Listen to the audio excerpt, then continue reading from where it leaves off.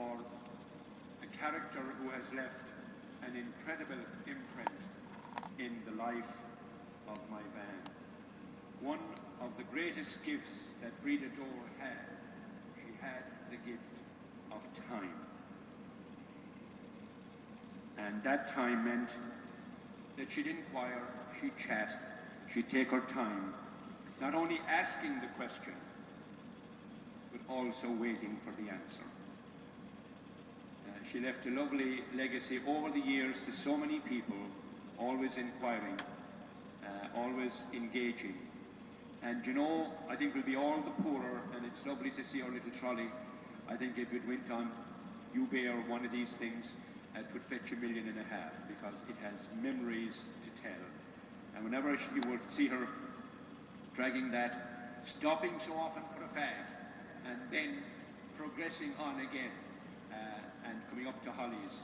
But the lovely thing was with Breda, whenever she came in, and we have the Holy Souls list here, herself and Ciss were always so faithful to remembering all the faithful departed. I said it at the Mass last night, and I firmly believe that since I've come to the parish, each November, someone is called from the parish to go up and speak on behalf of the borough. We couldn't have a greater representative than a smiling Breda Dore to go take the news, how we're living, how we're coping. So for all of you today, it's a vulnerable day.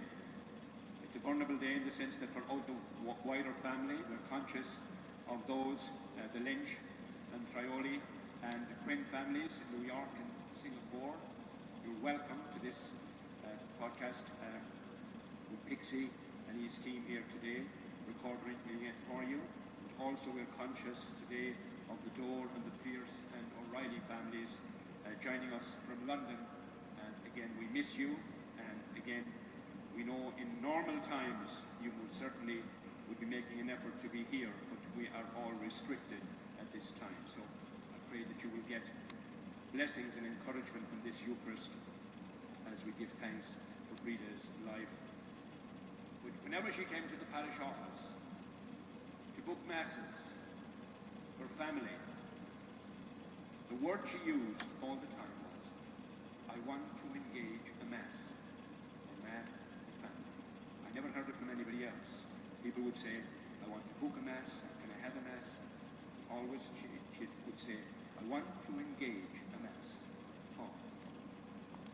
So I'm so conscious that in her life she engaged so beautifully. I know it's a very vulnerable day for Jeremiah, because I know the memories in the home, and again with Ciss recently as well, and you know, just the house again. But I know from the Dore family, it will never be empty. There will always be callers and people coming. You've been quite an extraordinary family in the way you've cared for Breda. And in the end, her illness took her quickly. And while we are sad, we wouldn't want her to suffer. We wouldn't want her to have a quality of life that again would be so demanding on her, and so she'd be so sorrowful that you were impeded in many ways. So again, while we would make all the sacrifice in the world to have her, we still want her to have new life in God's presence. So again, we just pray for Hannah as well, and we're just conscious of Hannah being here for Willie's Mass not too long ago as well, and that was shut down as well. So again, we're back again.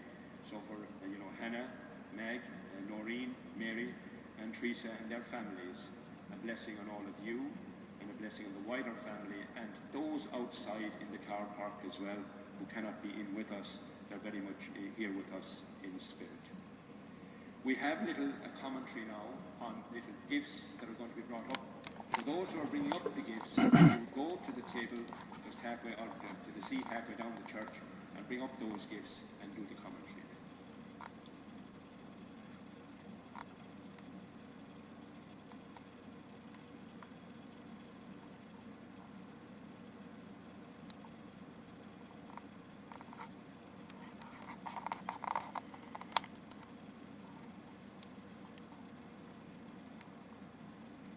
Breda's shopping trolley. Everyone who knew Breda knew she was never without this while strolling up to Holly's every day. Chocolate. Breda had a very, very sweet tooth, and the house was never without it in the press. We would get some when we called if she didn't have it all gone. Her lotto numbers. Every week, Wednesday and Saturday, without fail, Breda had to do her 3 numbers and was often lucky. Her cup. Breda loved her cup of tea and would most days on her trip down from the shop stop at houses along the way for a cup, leaving Jeremiah wondering how she would leave the house at 11 and still not be back at 3. Tiny. Breda loved and adored Tiny, the dog who is below at the house for the last 14 years. Some may think Tiny is cross, including Father Kevin, but he's really very lovely. It is so strange to see the church so empty because of this virus. We know that under the circumstances it would be packed full of people all wanting to say goodbye to Breda. We want to thank all of our neighbours and friends for all their support during this difficult time. Breda was the 7th child of Nana and Grandad. Nana worried about her a lot. She was worried that she would never walk, but Grandad said she's just a rogue and she will walk when she wants to.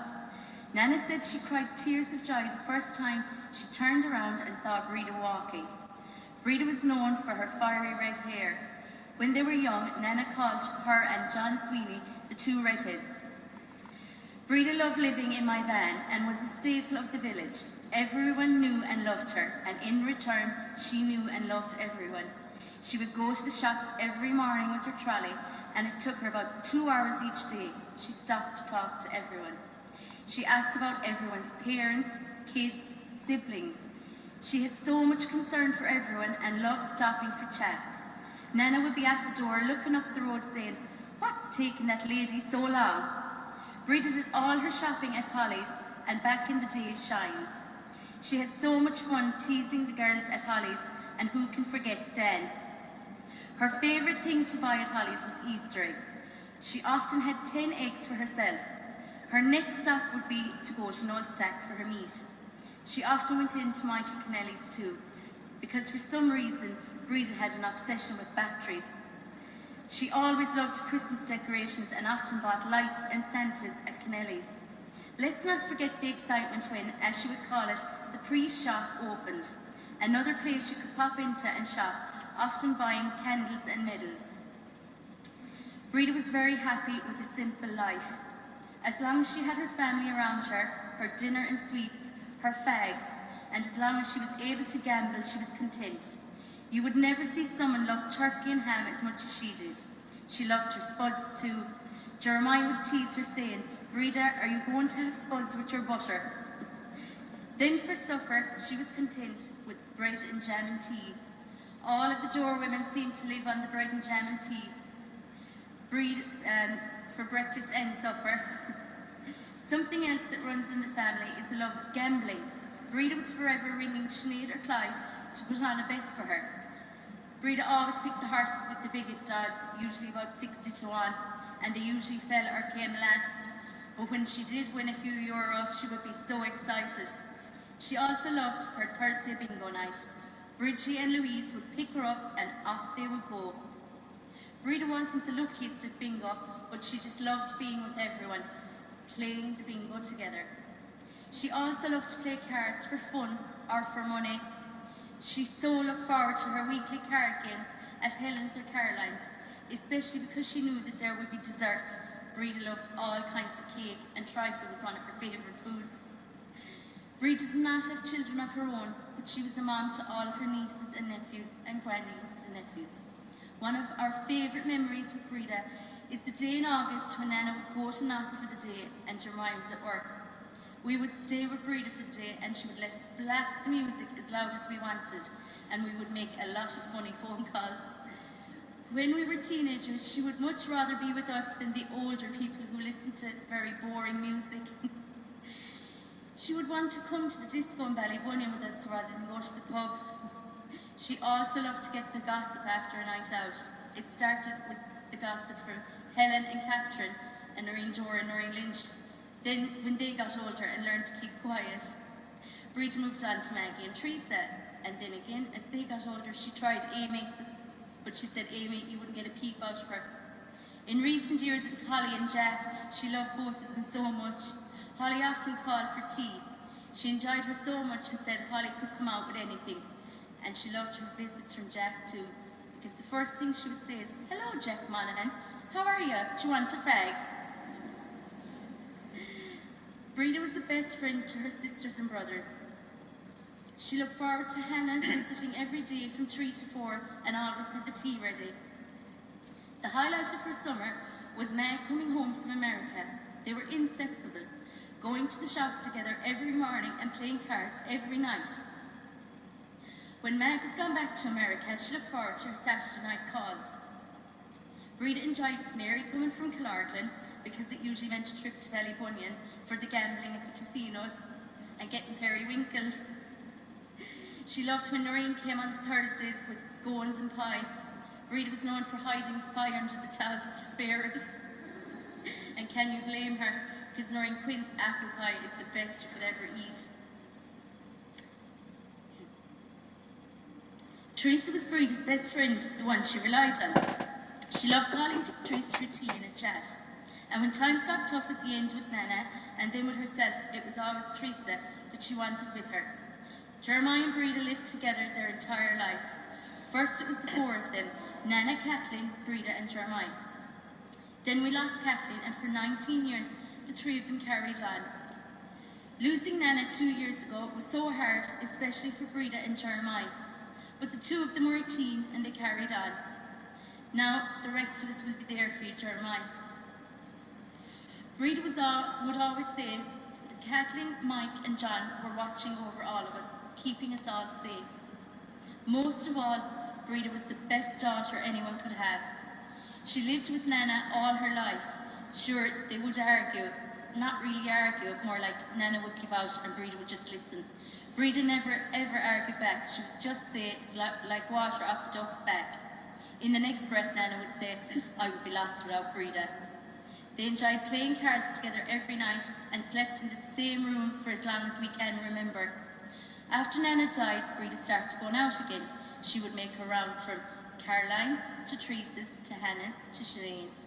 She loved being around her family.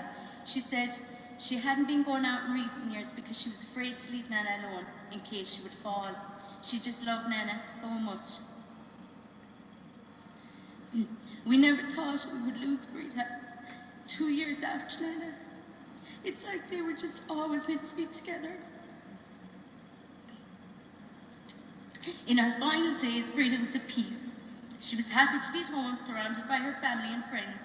She had her sense of humour until the end with Dr. Hot Socks and the Wardrobe Girls. She said that if she was to die, she wanted it to be fast, and thank God it was. Breda was so happy that she would see Nana and Kathleen again. She kept saying that they were calling her and waiting for her. We will all miss Breda so much, but take comfort in knowing that she's happily reunited with Nana and Grandad, Kathleen, Mike, John and baby Mars. We will continue to love each other and take care of each other, knowing that Breda is always with us and watching over us until we all meet again.